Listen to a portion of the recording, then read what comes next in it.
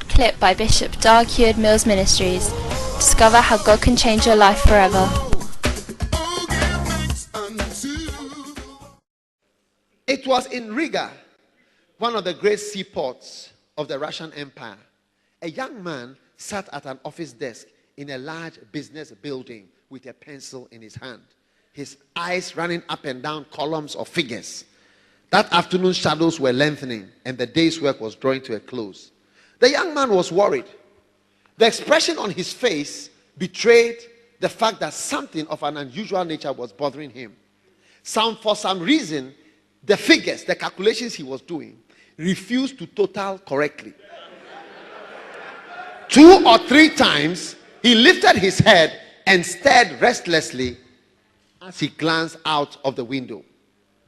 At last, throwing down his pencil, he got up and walked to the window, and he stood gazing out on the street.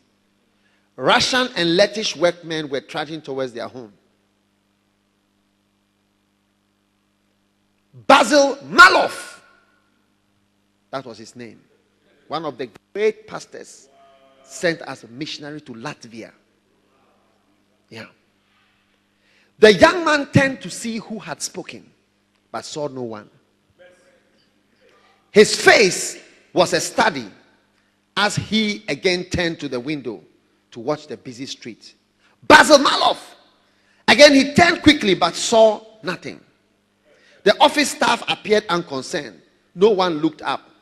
The more he focused his attention on the passing traffic in the street, it seemed as if a voice were repeatedly saying to him, Basil Malov, listen, if you were not in this office helping to make a rich unconverted manufacturer richer,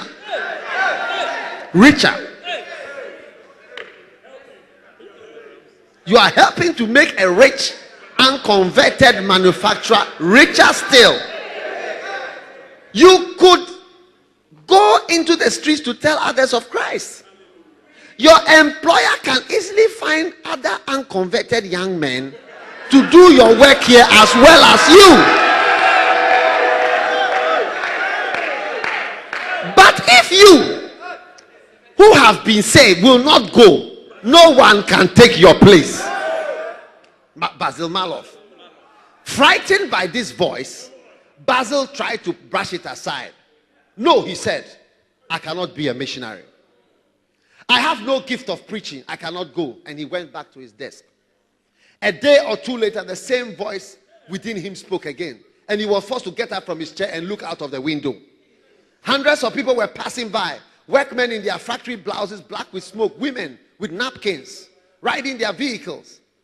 That it might be to his own imagination, he turned and resumed his work. 2 times 2 makes 4. 8 times 7 are 56. 7 from 12 leaves 5. 9 and 3 are, let me see, 9. And no one to take your place. Oh, what am I doing? You see, he was thinking 7 times 3, 2 times 4. And then the word will come, no one to take your place. No one to take your place. Whatever ails me. Again, he stole from his desk to the window and watched once more the throngs that seemed to pass along the street. Basil Malov! Basil Malov! The voice said once more, Basil, do you see those hungry multitudes? Yes, he saw them. His vision was now penetrating further and further. All of Latvia was spread before him. Russia, with its teeming millions, loomed up in a moment of time. Moscow, St. Petersburg, appeared quickly. Moscow with its famous Kremlin at the center and 1,600 Greek Catholic churches. Then Siberia. Yes, he saw them. He saw them all in one brief moment as the vision passed before him. Basil Malov pleaded the voice within his soul. If you don't go, no one will. I have no other. There are many who can do your work here, but none can do the one over there. Basil Malov was a man of quick action. In a moment, his mind was made up. The voice could not be ignored. The call had been too clear for hesitancy. He would not be disobedient to the heavenly vision. He made his decision to respond and turned his eyes toward the mission field. His knowledge of mission fields was as yet limited. He knew something of C.H. Spurgeon, the preacher of preachers in London, having translated one of his sermons from German to Latvian. His knowledge of English was, however, limited to a few words. Procuring a dictionary, he looked up the words he needed and wrote to this Spurgeon. Another letter he sent in the same mail to his parents in Tukum, intimating to them his decision to go on the mission field. Send a message to his parents. A reply came from London, the Bible school. Come. There was also a reply from his parents.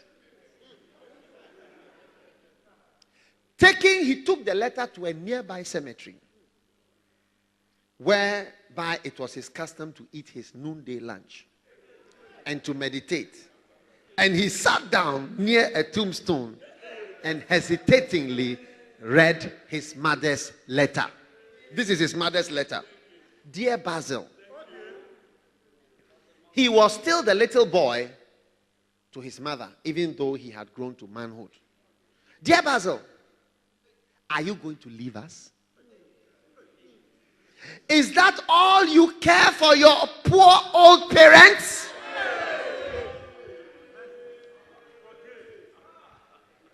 Don't you love us anymore?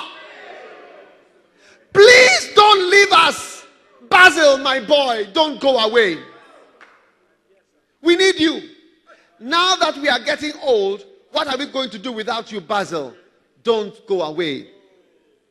That's the letter read. And as he was slowly making out the words, he noticed on the sheet that there were big spots caused by teardrops that had fallen from his mother's eyes as he wrote. For a while, he stood looking in space, rigid as the tombstones around him. His poverty-stricken parents needed his aid.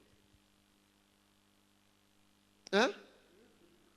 The salary of his father, one of the early pioneer preachers of Latvia, did not reach $100 a year.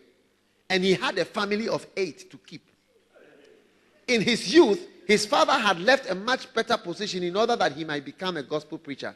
And now, when his older son was beginning to send his aged parents monthly support from his earnings, he was about to leave them to go away to a far-off land, perhaps never to see them again. When he was just earning some money. You see, all the problems we have, there is nothing new.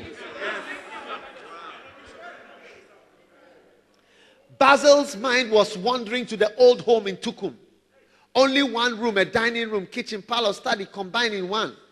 Then before his vision loomed his father, his face buried in his hands, pleading with God for souls, tears streaming from his eyes, while his mother was painfully bending over a wash tub. A great lump rose in his throat and his eyes filled with tears. For some minutes he sobbed as if his heart would break. Then he engaged in agonizing prayer. For a moment he stood and, taking the letter of Jesus from his pocket, he read, "Go ye into all the world and preach the gospel to every creature. He that loveth father or mother more than me is not worthy of me. And if any man will come after me, let him deny himself and take up his cross and follow me." He read the letter from Jesus. These words were burning in his soul. Parents or God? Should he listen to his mother's appeal or should he obey God? Oh, what a battle. Fiercely the struggle raged within him. His eyes were closed. His face was drawn as he fought his battle. Surely he loved his parents. He would like to make himself responsible for them in their old age. His godly parents deserve his support and gratitude for their parental care. What is the word? And love for him in his childhood. But again, he seemed to see before him, as if eliminated, the words, "He that loveth father or mother more than me is not worthy of me."